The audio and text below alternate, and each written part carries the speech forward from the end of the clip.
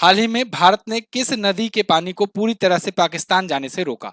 ये एक बहुत बड़ी डेवलपमेंट हुई है दोस्तों। अभी भारत की रावी नदी है, भारत से ही जाती है, पाकिस्तान में जाती है, लेकिन पाकिस्तान में इसका बहुत बड़ा हिस्सा, बहुत बड़ा पानी का जा रहा था, और इसको अब भारत ने बांध बनाकर, डैम बना करके रोक दिया है पूरी तरीके से। क्या ये अचानक से रुका? क्या पाकिस्तान को इसकी भनक नहीं थी पहले कि भारत ऐसा कर देगा? नहीं, सब कुछ था। भारत डैम बना रहा था 2018 से ही, और वो डैम बन करके तैयार हो गया है और उस डैम को अब चालू कर दिया गया है। ठीक है, तो यानी सब कुछ पहले से पता था कि भैया भारत ये कर रहा है और रोकेगा जरूर। भारत ने पाकिस्तान को इससे पहले अल्टीमेटम भी दिया था। पूरा मामला क्या है इसको समझो। पहले आप यहाँ रावी नदी लगा करके आगे बढ़ते हैं। देखो यहाँ हुआ क्या, 1960 में भारत और पाकिस्तान के बीच में सिंधु नदी जल समझौता हुआ था। और सिंधु नदी जल समझौता के तहत हुआ क्या था कि क्योंकि 5 नदी हैं, 5 नदियां निकलती थी, इसलिए पांचाल कहते थे, और वही नाम आगे चल करके पंजाब पड़ा, है ना, 5 नदियां जो चलती थी इसलिए। अब इन 5 नदियों में जब बंटवारा किया गया भारत पाकिस्तान का, तो अगर ऊपर वाली सिंधु नदी को भी जोड़ दिया जाए तो 6 नदियां हो जाती हैं। तो ये बंटवारा हुआ कि भाई 3 नदी का पानी तुम लो, 3 नदी का पानी हम रखते हैं। आप यहाँ पर देख पा रहे हो 6 नदियां हैं। 6 नदियों में ऊपर जो सबसे आ रही है ये इंडस नदी है, यानी कि सिंधु नदी है। इसके बाद यहां पर आपको झेलम दिखेगी, फिर चेनाब दिखेगी, फिर रावी, फिर ब्यास और फिर सतलुज दिखेगी। जब भारत और पाकिस्तान का बंटवारा हुआ, पंजाब जो प्रांत है वो भी 2 हिस्से में बटा।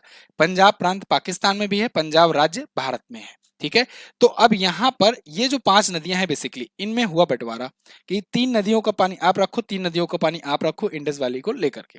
ये 3 नदियों में अगर आप ध्यान दोगे तो सतलुज नदी, ब्यास नदी और रावी नदी, इन तीनों का पानी भारत में होना था। जम्मू कश्मीर से चिनाब नदी, झेलम नदी और सिंधु नदी, इन तीनों का पानी जाना था पाकिस्तान में। तो इंडिया ने कुछ गलत तो नहीं किया, 3 नदियों का पानी अपने पास होना था। लेकिन हुआ क्या कि यहाँ जम्मू कश्मीर और पंजाब के बीच में विवाद हो गया कि पानी को लेकर के यहाँ पर विवाद हो गया, डैम बनाने को लेकर। डैम बनना शुरू हुआ था सिंधु नदी जल समझौते में, लेकिन उसको लेकर के एक विवाद शुरू हो गया और इन दोनों की सरकारों के बीच में आपसी सहमति हो नहीं पा रही थी।